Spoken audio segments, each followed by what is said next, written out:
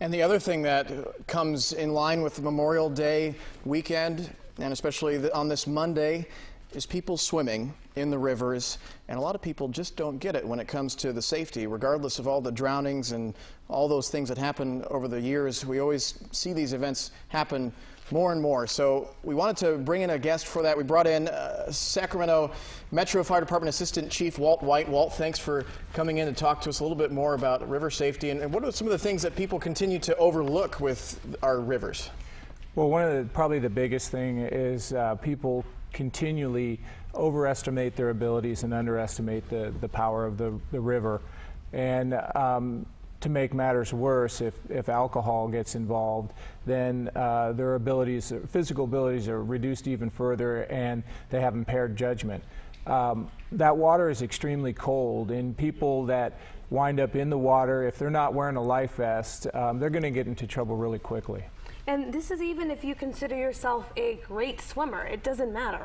Yeah, absolutely. The best things you can do are wear a life vest, play it safe, avoid alcohol. Alcohol plays a factor in about 60% of all drownings in adults, and 9 out of 10 drownings could be prevented by just wearing a life vest. Year after year we get this message out. Some folks still don't listen. You're there, you see when you're there for recoveries and rescue efforts. This is really serious. Every year this happens. Yeah, absolutely. And it's not just our waterways, but backyard pools and jacuzzis as well are very attractive to young children.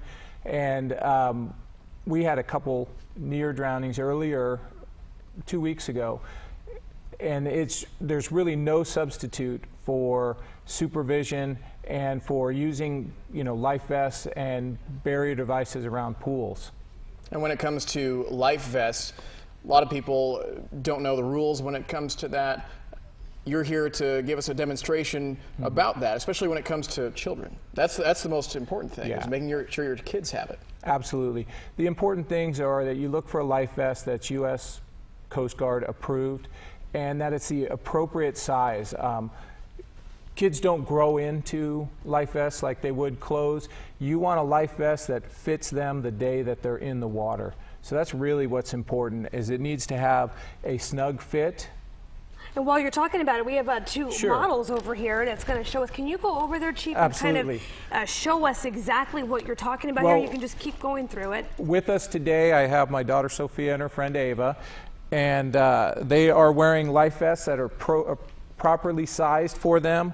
This is a vest for 30 to 50 pounds, and she's right at that limit, but you want a snug fit, and like I said, a vest that fits the day that they're in the water. And this is just the next step up. This is a 50 to 90 pound weight vest, and you can see that you cinch the buckles up tightly so that there's no wiggle room or chance of them slipping or sliding out of the vest. And they certainly look under 13 years old. What is the law? I mean, the law requires that anyone under the age of 13 wear a life vest while at our public waterways. Okay, girls, how do those fit?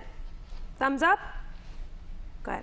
It's hard to get this message out there. You want parents to realize, Chief, you can come back if you will, the importance of, you got to keep our kids safe. And even from something like on your cell phone when your kids are out in the water, we really have to watch them. Absolutely. It just takes a moment of inattention or distraction to create a tragic event. Children, a big misperception is that kids will scream out or make noise when they're in trouble in the water, and that's not what happens. They drown quickly and quietly, and they can drown in as fast as 2 minutes if they're left unattended near water. All right, some good reminders. Thank you. Assistant Fire Chief Walt White with Sac Metro. Thanks for joining us this morning.